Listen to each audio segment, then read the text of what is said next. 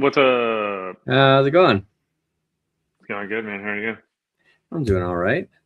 Happy It's Wednesday. Wednesday. Wednesday wrap up. Yeah, Wednesday wrap up time. The very Yeah, first and Wednesday of the exactly as I month. told you, this is the earliest a Wednesday wrap up can ever be in a month. Is when it It falls is. on the first day of the month. It is. So, for anybody that doesn't know, I'm Josh, and this is Guillermo. I'm the CEO of Stuff.io and Book.io, and Guillermo's our CTO. And this is our once a month catch up on what's happening from a product engineering and yeah, just kind of what we're building standpoint and what's happened, and then some teasers about what we're building and what's going to happen in the month of July. Now that we're in July, so we got to wrap up quick so we can all go watch this USA soccer game. And yeah, if anybody has questions along the way, feel free to put those in the comments. And yeah, with that, I guess we'll get it going. Yeah, we could probably keep it short today. I Yeah. From my side, there was it's interesting. These past couple of months have been tough because while we are very busy and doing a lot of really cool stuff, as you mentioned before, because we're under NDA, we can't talk about a lot of it. But there are some things that I know that you've also been working on, and I wanted to make sure to give a couple of sort of housekeeping items to make sure folks are aware with the stake pool and all of that. So let me go and just start digging right into that. So for folks that are not aware, the Stuff stake pool will be retiring in 2 days on Friday, July 3rd at the Epic Boundary. That will be in that afternoon. I think it's like 4:44 Central, 5:44 Eastern, and whatever that is for your time zone. But so the Stuff stake pool will be retiring. Let me pull it up. Got as of right now, I think a decent amount of. Yeah, we still have 837 delegators and 2.3 million delegated. We announced it almost 30 days ago at this point. So if you have not redelegated to another stake pool, definitely please do so before the Epic Boundary on Friday. And if you have friends that are delegated to the pool and they have not redelegated, please reach out to them and make sure that they are aware. Because if someone is delegated to a retired stake pool after that boundary on Friday, you'll be getting no rewards at all. So make sure you do that. That's the stake pool itself. As everyone is aware who has delegated, the whole value proposition of the stake pool was that delegate to the pool, we get the ADA to help run the company, and then in lieu of that, you get Stuff token plus a 10% bonus of what the market rate was at the time that the Epic Boundary happened when the blocks were produced. So for the claim portal, which is at now it's book.io. No, it's rewards.book.io, right? Let's see. Yeah. If you go to rewards.book.io, so if you're delegated to the Stuff stake pool, you go to rewards.book.io. That's where you can claim your rewards. That will be up because, obviously the blocks that we produce here in Epic 840, it'll take about 10 days before those are even available. So we're giving folks about another 30 days or so after the pool retires, and you'll be able to go to claim your Stuff rewards. We're tracking them and keeping them all for you at rewards.book.io until Friday, August 7th. So if you've not already, you're going to want to go there to claim your rewards, and that will be open until the end of the week of August 7th. If after that, if you've still not claimed your rewards, we'll still have a list of everything that is due to everyone, and you have to reach out to support at book.io or stuff.io, and we'll get you your Stuff token that way. But please make it easier on everyone, including yourself, and just go to one, delegate to a different pool before Friday afternoon, and two, make sure you go and claim your Stuff rewards before August 7th. The last thing I will say is adds a little bit more complexity to this whole system is everything going on with the second FI wallet drain that's been happening. I don't know how much we want to go into that. I don't think we have to go into too much, but it's a weird issue because it's not like that an individual user's wallet was hacked. It was an exploitation of the way that that literally the logic that the second FI wallet uses to give you your seed phrase to create your signing keys and your wallet addresses. That was done in a predictable way that a hacker was able to do to hack a lot of funds. And so the act of initiating a transaction is actually what makes you vulnerable there. So like you initiate a transaction, they see it on chain, they can then line it up to the keys that they've derived, and then they can take the funds from your wallet. That's only if you're using SecondFi, which used to be Yoroi. Anyway, so with all that going on, we've been working with Pi from SundaySwap, and SundaySwap is who runs the portal for us. And they're going through an effort to identify all affected wallets that are delegated to the pool that would be claiming from the portal. And so we're going through and doing that. And so for the next like couple of days, we're going to leave claiming on the portal disabled until we get that settled. But after that, we'll make another announcement in Discord. So check on Discord. And then after that, you'll have more than a month to go and claim your stuff token. So make sure that you do that. Yeah, so I know that was a lot, but I want to make sure that folks are aware of a lot of those nuances. So pool retires on Friday. Claim is available until August 7th, and we'll let you know when the claim portal is re-enabled because of what's going on with this whole SecondFi stuff. Through that. That's the biggest stuff that I had in terms of like day-to-day housekeeping stuff. A lot of, like I said, a lot of stuff building is stuff that I can't directly talk about. So I know it's stuff on your side. What do you want to go through this month? I mean, we've launched some new things on the business side that we've definitely been pretty excited about. And yeah, one of those is the Galley Forecast product. We talked about it for a while. We launched it live. Sheila and I did kind of a demo walkthrough of it.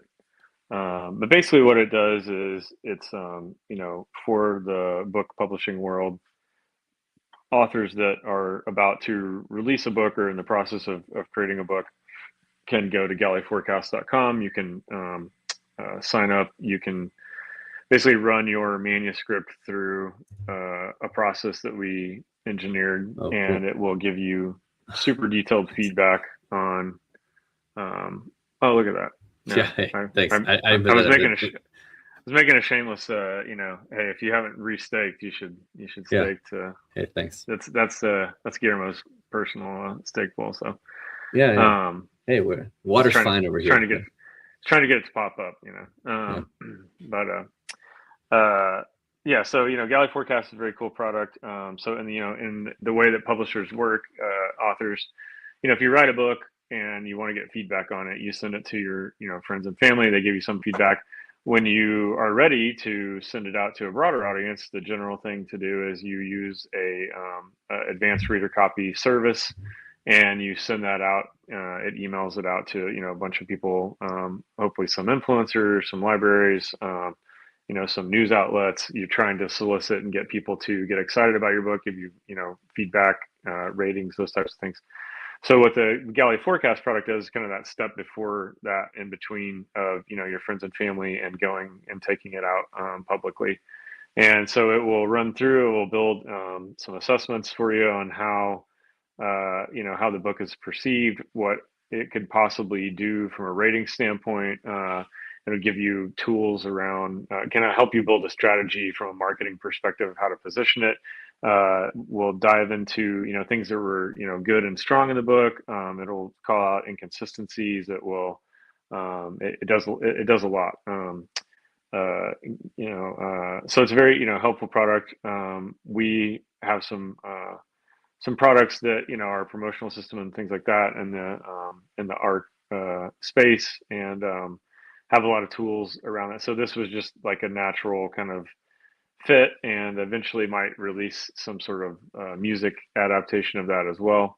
But right now it's for ebooks, PDF, Word, and EPUB formats, and it can take all kinds of different types of content too. Like we've tested a lot of different stuff, all the way to like literally like plays even, right? And it'll give you an idea of when people would maybe stop reading the book, or things in the book that maybe from an audience standpoint might cause friction and cause people to stop reading. So just a ton of data and analytics around it, like definitely diving deep into that side of it, along with some of the other, a very big project that we're working on that we can't chat about. But yeah, so there's that one. And then you want to keep going? You want me to Oh yeah, yeah. I mean, pause and say something there? so you I know at one point I don't know if we'd ever done like a. Did you want to do like a demo so folks can see like what like a sample report looks like of that? I don't know if you're ready to show it Sure. off yet. Let's see. Yeah, there you Bam. go. There we go. Yeah. So Sheila's got one queued Because up it is for it us. is So really cool. Like I know for you like you've been working with Sheila on this for a long time, and so for you I think it's kind of like second nature. But this is really neat. I think visualizing it will help folks, even if they're not authors, to get yeah, excited definitely. about some of the stuff that we're putting together. Yeah, for sure. And so, one thing that we had, we just as a company had sort of, accidentally started using a lot of AI very early on, right, with the NFT stuff, Yeah. and then we built some systems that were reading the book and figuring out who characters are and descriptors and environments and those types of things. And that was how we were able to create a lot of the artwork that we created. And so, taking that kind of same approach of like, hey, if we have, if we can use AI to kind of read the book, what if we had, hundreds or even like thousands of agents read the book and then argue about um, you know, what the pros and cons were and try to come to some consensus around it. Um, Hold on, I'm reading it out here. So anyway, the um, uh, what we kind of arrived at was, hey, we could use all this to compound, and some of the tools we were already using, we could repurpose and have it give us all this stuff, right? So it simulates like this, simulated readers, like different personas, gives like their sort of take on what they thought about the book, how they would rate the book. Let's see, scroll down a little farther past this. Gives you a lot of that data. Gives you, yeah, simulated social posts, so like what you might expect people to write about the book when they go hit these different sites.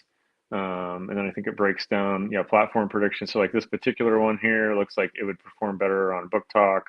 And like all these are different. Every time you run a manuscript through, like it's going to give you different output. So this emotional arc analysis basically goes through the book and tracks like what's the actual kind of rise and fall of the emotion, like sort of throughout the book, and when things kind of collapse or resolve.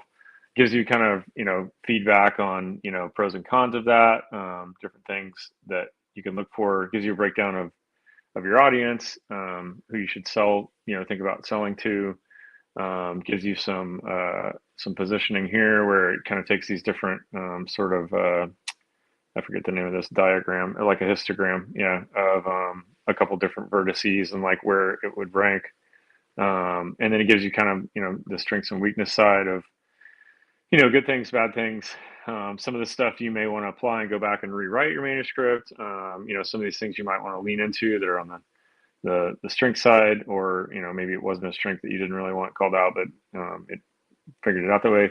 DNF is did not finish. So this is basically, like this one here in particular is saying 38% of the people wouldn't finish the book, and then it kind of gives you chapters of where they probably would have dropped off, and some analysis around it, which is really a big thing in the industry of why people don't finish books. Gives you potential purchase price stuff, where what their intent is to purchase. Gives you obviously pros and cons of those types of things, and some analysis about it, and then it gives you really the strategy around how to take this book to market, right? So this stuff is very interesting, and it's very custom per each book. You know, Talks through different pricing strategies, different marketing strategies, different things to lean into, different things that you should look for. And I can't remember what this manuscript feedback part is. Oh, this is like specifics about the actual writing itself, and different chapters. And I think that's pretty sure that's pretty much it. Yeah.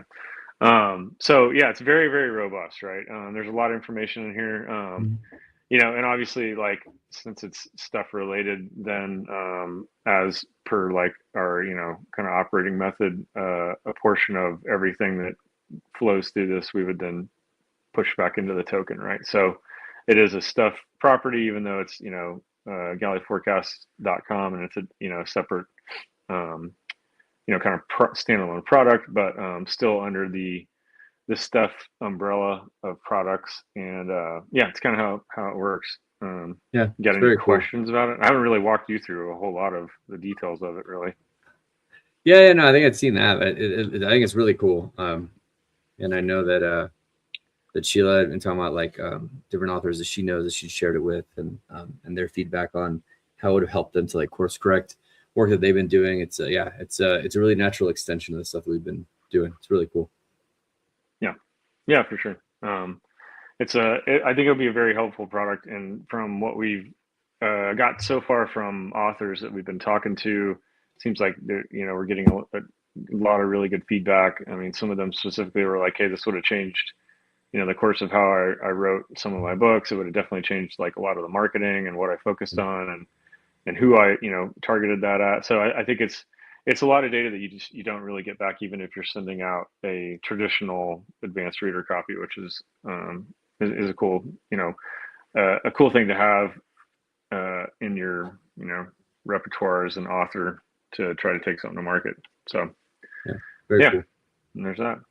Um, Another thing that I could talk about, um, and maybe Sheila can pull this one up too, is maybe I need to send her the link to it because this is like super brand new. One of our things that we had, let's see, let me type this out too. There we go.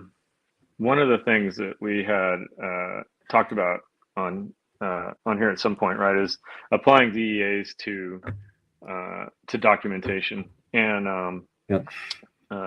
specifically for originally it was for corporate documentation, HR files, tax stuff, like anything that you don't want destroyed, right? Because in a world of AI where I can point agents at a site and have them go attack it, if they're able to penetrate that, if they're able to go in and change documentation or delete things, which a ton of, I think, small to medium sized businesses are extremely susceptible of those types of things happening.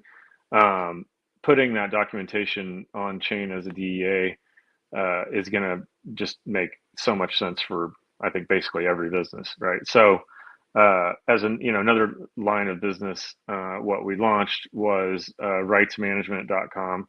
And so this is sort of a derivative of that, the enterprise stuff. And basically what this does is it allows you to put uh, um, your actual music or book or film rights on chain, and put all those into a smart contract, and deploy those out, and then allows for some different tracking methods behind it too, right? So this way you can see exactly what's the in a transparent way you can see what rights exist around different types of content, what sub licenses have been pushed out, what things are making attribution to it, like a lot of things that sort of happen in a very opaque sort of non um, organized way, maybe would be the best way to say it. And so, we have this. We're in discussion with some different entities about it, but from the like a music side, or for instance, right, is it's already publishing this on chain. It's putting the composition and the master in two separate copyrights. I don't know. I don't want to get too deep into copyright world, but it goes through and breaks down who owns everything, who all the authors and writers and publishers are. If it's eligible for different types of rights, and then tracking performance of those items too, right? So it's sort of a mixture of centralized and decentralized, as far as the rights exist and they're written to a smart contract and they're decentralized, and then a publisher has some amount of control over what gets attribution, and some of those can be declared. Some of those things are, you can do different sync licensing, but all of this stuff is sort of held inside of that contract, which which maybe this is kind of boring, but from an industry perspective, like this is kind of a big issue, right?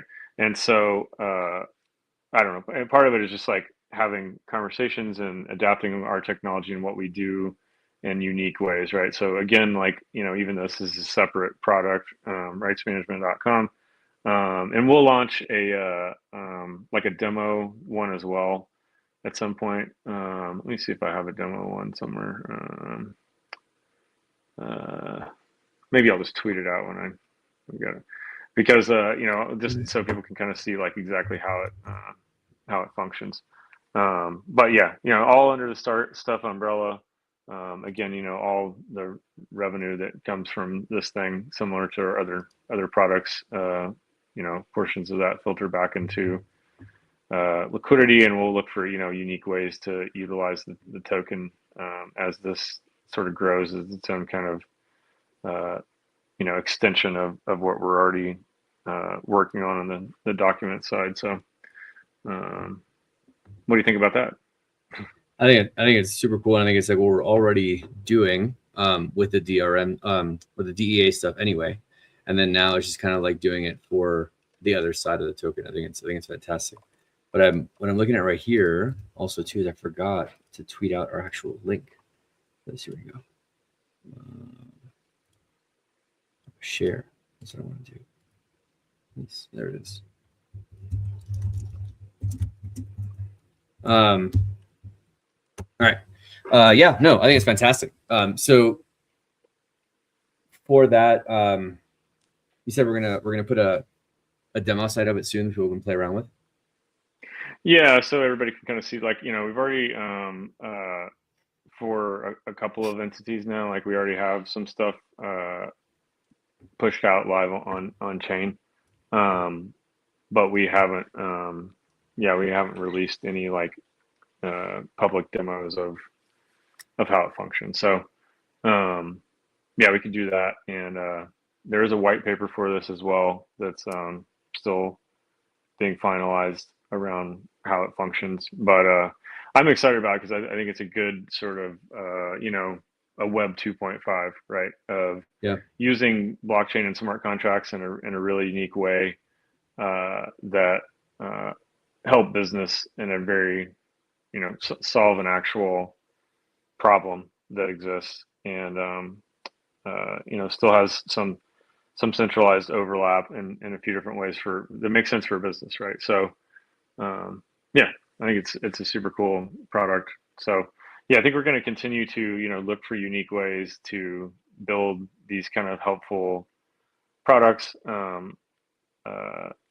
that make sense in the media industry, right? Whether that's books or music or video, like looking for different opportunities where there's something that we can build and make something that is very value additive and likely could be a very big thing too, right? Like this is a big problem.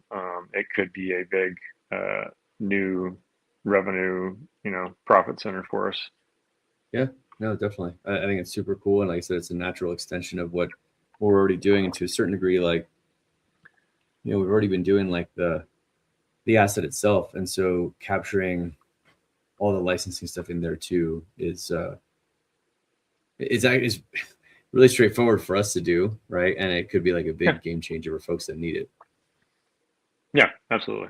Yeah, no, definitely. And it's something that would take them. It's like, unless you fully understood, how to put things on chain, and like all the things that go into like media rights, which both of those those circles don't overlap a lot, right? Like a lot of that circle overlapping is us, right? Because we do media on the blockchain. Right. Most blockchain stuff is not like traditional sort of media, and most traditional media places don't really touch anything that's sort of blockchain or Web3 related. So we're in kind of a cool spot to use these tools and create some connected things that are super helpful. So yeah, that's kind of the gist of it.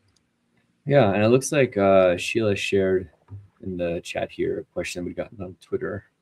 You kind of talked about it a little bit. Maybe if you want to go in a little more detail. Can you please clarify if a portion of sales from all DEA enterprise ventures that stuff's involved with go towards token buybacks, or is that just the media side of things?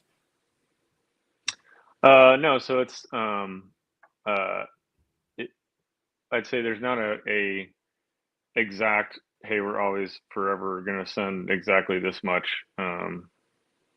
in as liquidity. It's more based on what the asset is, what that line of business is, those sorts of things. So, but obviously, as a company like and employees, like we own large amounts of it and want to see it successful. So, um, yeah, I think one of our things we've always set out to do, and a lot of what's covered in the white paper too, is around the token. So, and Ben and I also have been talking about some interesting things about it and some other applications from a licensing side and those sorts of things where we may utilize it in some more in some other ways. I don't want to like say exactly what they are yet, but yeah, we don't like publish like, hey, this is the exact percent of everything that rolls into it. It's more based on what that product is. It could be what the volume is, could be like at a high level, like we think about it in terms of like 70-30 splits. Like generally the artist for as broadly across all media is always like a 70-30 split most of the time. And then so from our 30%, we split it 70-30, and then a portion of that 30% is what goes to that buyback process, right? So we're doing a lot of other things with it as well. So it'll grow and mature and do different things over time. But yeah, I mean, the nice thing is, I don't know, I feel like there's a lot of FUD and horrible things happening, and we seem to be in a upward trajectory, which is great. And I think we're going to continue to build and deploy new products, and some of it's market responsive too, right? If for some reason like nobody likes galley forecasts and everybody hates it and it doesn't work, like okay, then that line of business closes, and we have something else that we move those resources into. So that's kind of the way we look at it, is more of a giant, the umbrella is Stuff.io, and we can create and spin up new entities in the media realm underneath it, and test things, get market feedback, see if there's opportunity there, and just kind of go from there, right? So even on the rights management side, like we haven't set like a fixed amount of exactly what will happen, because some of the two of the implementations that we're talking about could be very large, like multi-million dollar type of installations if they happen. So and then that would depend on like how that thing gets paid out and how we push some portion of that back into liquidity, and all those things have to be sorted out. So but exciting that it's like, for us at least, there's lots of interest and tons of opportunity to build these tools and lead in a bunch of these categories, I think.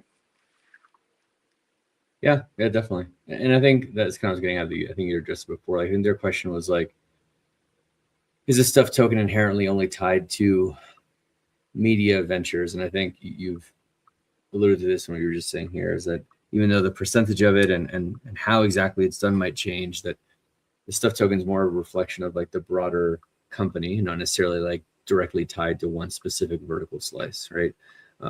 Yeah. So, and even with like if maybe Sheila wants to pull up enterprise stuff, the enterprise stuff is focused around corporate documents, right? So it's like, is that media? Well, from a company perspective of that corporation, like, yeah, it's their files, and it's their media files, right? It's their Word documents, it's their HR manuals, it's their governance and their their formation documents. So as we build and release tools to make it easier for companies to push those things in, it will generate additional resource that we then, or let's see, is it up? Yeah. So there you go. so this is enterprise stuff. So it's all focused on. So it's part of that.